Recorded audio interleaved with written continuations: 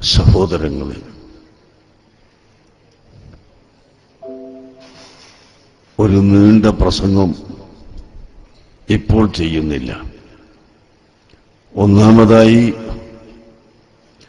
നാം മാനസികമായി വളരെ വിഷമിക്കുന്ന സമയമാണെന്ന് നിങ്ങൾക്കറിയാം. ബഹുമാനപ്പെട്ട താജുൽ ഉലമ അസ്സയ്യിദ് അബ്ദുറഹ്മാൻ അൽ ബുഖാരി റഹ്മത്തുള്ളാഹി അലൈഹി ബഹവനോട് പറഞ്ഞു, മൗത്തുൽ ആലിമി മൗത്തുൽ ആലം. ഒരു ആലിമിന്റെ മരണം ആലമിന്റെ തന്നെ മരണമാണ്, ലോകത്തിന്റെ തന്നെ മരണമാണ്. ബഹുമാനപ്പെട്ട താജുൽ ഉലമ ഒരു സാധാരണ ഒരു ആലിമു എന്ന് പറഞ്ഞാൽ മാത്രം പോരാ,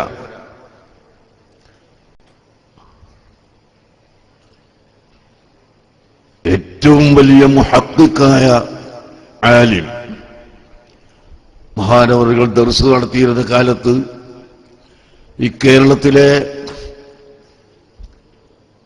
പ്രഗത്ഭരായ പണ്ഡിതന്മാർക്ക് മാത്രം കഴിയുന്നതും അല്ലാത്ത സാധാരണ മുദരിസുമാർക്ക് ദർസ് നടത്താൻ കഴിയാത്തതുമായ ഗ്രന്ഥമാണ് ഷാഫി മദ്ഹബിന്റെ ഫിഖ് വിവരിക്കുന്ന തുഹ്ഫ. അത് നല്ലപോലെ മുതാല ചെയ്തിട്ടില്ലെങ്കിൽ സാധാരണ ചെറിയ മുദരിസുമാരെ കൊണ്ടൊന്നും ദർസ് നടത്താൻ കഴിയില്ല. അങ്ങനത്തെ തുഹ്ഫ ബഹുമാനപ്പെട്ട തങ്ങൾ ദർസ് നടത്തിയിരുന്നത് ഇങ്ങനെ നടക്കും. അപ്പൊ അവിടുന്ന് വായിക്കുമെന്ന് പറയും. മുതാലിമ്യങ്ങൾ വായിക്കുന്നത് തെറ്റിപ്പോയാൽ തിരുത്തിക്കൊടുക്കും. ആ നിലക്ക് ദർസ് നടത്തിയിരുന്ന വലിയ മുഹഖ്ഖിഖായ ആലിമായിരുന്നു, അഹ്ലു ബൈത്തിൽപ്പെട്ട വലിയ മഹാൻ. ഇത് രണ്ടിനും പുറമെ ഇബാദത്ത്. ഇപ്പോ വഫാത്താകുന്നതിന്റെ ഒരാഴ്ച മുമ്പ് ഞാനവിടെ വീട്ടിൽ പോയപ്പോ അവിടത്തേക്ക് ബുറുദ കേൾക്കാൻ വലിയ ഇഷ്ടമാണ്. ബുറുദ കേൾക്കുന്നത് തങ്ങൾക്ക് വലിയ ഇഷ്ടമാണ്. അങ്ങനെ ഞാൻ അവിടെയുള്ള കുട്ടികളോട് നിങ്ങളൊന്ന് ബുറുദ എന്ന് പറഞ്ഞു. അങ്ങനെ ബഹുമാനപ്പെട്ട തങ്ങളവറുകൾ എഴുന്നേറ്റ് കട്ടിലിന്റെ മുകളിൽ ഇരുന്ന് എന്നോട് വളരെ നിർബന്ധിച്ചപ്പോൾ ഞാനും അതിന്റെ പുറത്തുള്ള ഒരു കസേലയിൽ ഇരുന്ന് അങ്ങനെ കുട്ടികൾ ബുറുദ ചൊല്ലി. എന്തോ ഒരു ആനന്ദമാണ്. ബുറുദയുടെ ഓരോ വരികളും ചെല്ലുമ്പോൾ പകുതിയാവുമ്പോൾ തങ്ങൾ അതിൽ കൂടിത്തരുന്നു. ഇപ്പോ വഫാത്തിന്റെ ഒരാഴ്ച മുമ്പ് അങ്ങനെ ബുറുദ ചൊല്ലി. അതിനുശേഷം ഞാൻ അവിടത്തോട് ചോദിച്ചു, ക്ഷീണമുണ്ടെങ്കിലും ഇപ്പോൾ ഔറാദുകളൊക്കെ കൊണ്ടുവരാറുണ്ടോ?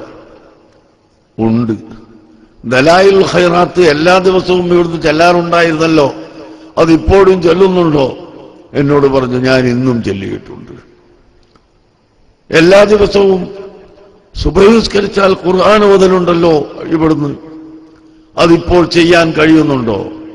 അതിനൊരു പ്രയാസവുമില്ല, ഞാൻ ഇന്നും ഖുർആൻ ഓതിയിരിക്കുന്നു എന്ന് വഫാത്തിന്റെ ഏതാനും ദിവസങ്ങൾക്ക് മുമ്പ് ഞാൻ അവിടെ പോയപ്പോൾ പോലും മഹാനവറുകൾ 93 വയസ്സായ ബഹുമാനപ്പെട്ട താജുൽ ഉലമ തങ്ങൾ പറഞ്ഞു, രാത്രി പരിപാടിയൊക്കെ കഴിഞ്ഞ് രാവിലെ ട്രെയിനിൽ ചിലപ്പോൾ കോഴിക്കോട്ടേക്ക് ഞങ്ങൾ ഒന്നായിട്ട് പോന്നിട്ടുണ്ട്.